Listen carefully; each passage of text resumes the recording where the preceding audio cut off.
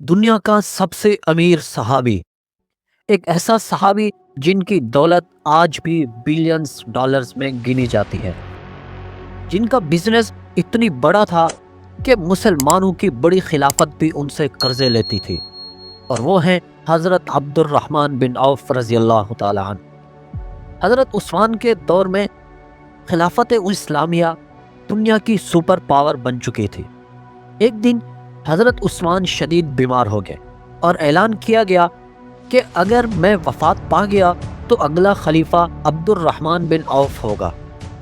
یہ بات سنی تو حضرت عبد الرحمن بن عوف نے کہا، اے اللہ، اگر ایسا ہے تو مجھے عثمان سے پہلے موت دے دے، اور واقعی ایسا ہی ہوا۔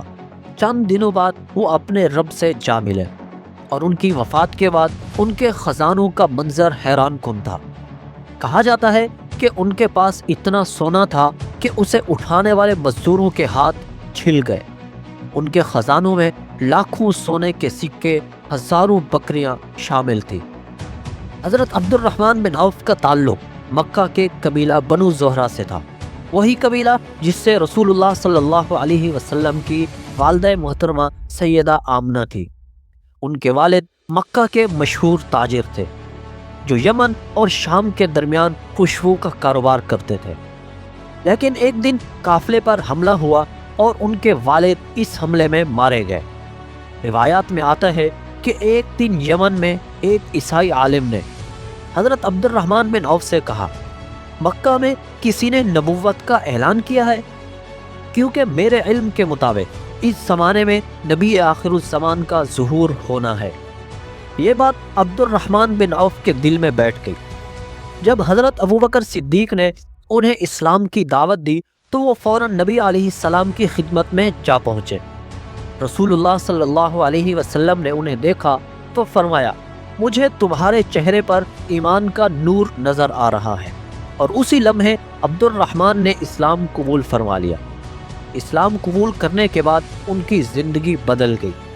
مکہ کے سردار دشمن بن گئے، اور جب حالات ناقابل برداشت ہو گئے تو وہ حبشہ کی طرف ہجرت کر گئے، اور پھر دوبارہ مکہ آئے اور بالآخر مدینہ ہجرت کر گئے۔ مکہ چھوڑتے وقت ان سے کہا گیا، اگر جانا ہے تو اپنی ساری دولت یہی چھوڑ جاؤ۔ حضرت عبد الرحمن بن عوف نے ہنستے ہوئے جواب دیا، میرا اللہ باقی ہے، میرا رسول باقی ہے، دولت پھر آ جائے گی، اور وہ خالی ہاتھ مدینہ جا پہنچے۔ مدینہ میں رسول اللہ صلی اللہ علیہ وسلم نے انصار اور مہاجرین میں بھائی چارہ قائم فرمایا۔ حضرت عبد الرحمن بن عوف کے بھائی بنائے گئے حضرت سعد بن ربیع، جو مدینہ کے امیر لوگوں میں سے تھے۔ سعد نے کہا، میرا سب کچھ اس میں سے آدھا تمہارا ہے، تم لے لو۔ مگر عبد الرحمن نے جواب دیا، نہیں، تم مجھے صرف بازار کا راستہ بتا دو، اور وہ خالی ہاتھ بازار جا پہنچے اور ایک دکاندار سے کہا، مجھے گھی اور کھجور دو، شام تک بیچ کر پیسے واپس لاؤں گا، اور جو نفع ہوگا وہ آدھا تمہارا اور آدھا میرا ہوگا۔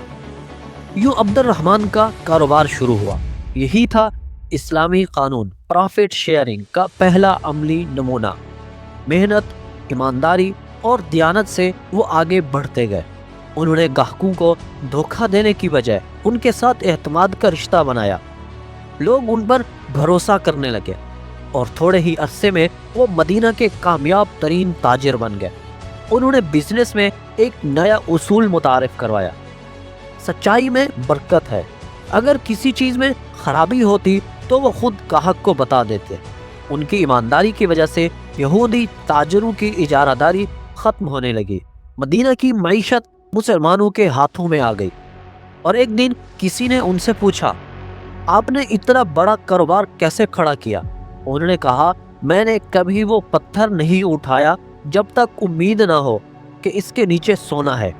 یعنی سوچ سمجھ کر، محنت اور اللہ کے بھروسے پر میں اپنا کاروبار شروع کرتا ہوں۔ دولت ان کے لیے مقصد نہیں تھی، وہ دولت کو دین کی خدمت کا ذریعہ سمجھتے تھے۔ رسول اللہ صلی اللہ علیہ وسلم کے ساتھ وہ ہر غزوے میں شریک ہوئے۔ جنگ احد میں وہ شدید زخمی ہوئے، لیکن رسول اللہ صلی اللہ علیہ وسلم کا ساتھ نہ چھوڑا۔ جب غزوہ تبوک کا وقت آیا اور نبی علیہ السلام نے فرمایا کہ جو اللہ کی راہ میں خرچ کرے اس کے لیے جنت ہے، تو عبد الرحمن نے 4000 دینار دیے۔ انہوں نے سینکڑوں گھر آباد کیے، یتیموں کی کفالت کی، ضرورت مندوں کے قرضے معاف کروائے۔ جب مدینہ میں قحط آیا تو ایک قافلہ شام سے آیا۔ وہ پورا قافلہ اناج، کپڑوں اور سونے کا تھا۔ سارا کا سارا عبد الرحمن بن عوف نے مدینے میں بانٹ دیا۔ ان کے کارخانوں کی منظر کشی آج بھی ذہنوں میں تازہ ہے، لوگوں کی دوڑ دھوپ اور ہر چہرے پر اطمینان، یہ سب ان کے کاروبار کی رونق تھی۔ مگر عبد الرحمن کے دل میں ایک ہی فکر تھی کہ یہ سب اللہ کی رضا کے لیے ہے، اور جب وہ بیمار ہوئے تو ان کی آنکھوں سے آنسو جاری تھے۔ کسی نے پوچھا رونے کی وجہ کیا ہے؟ آپ تو جنتی ہیں۔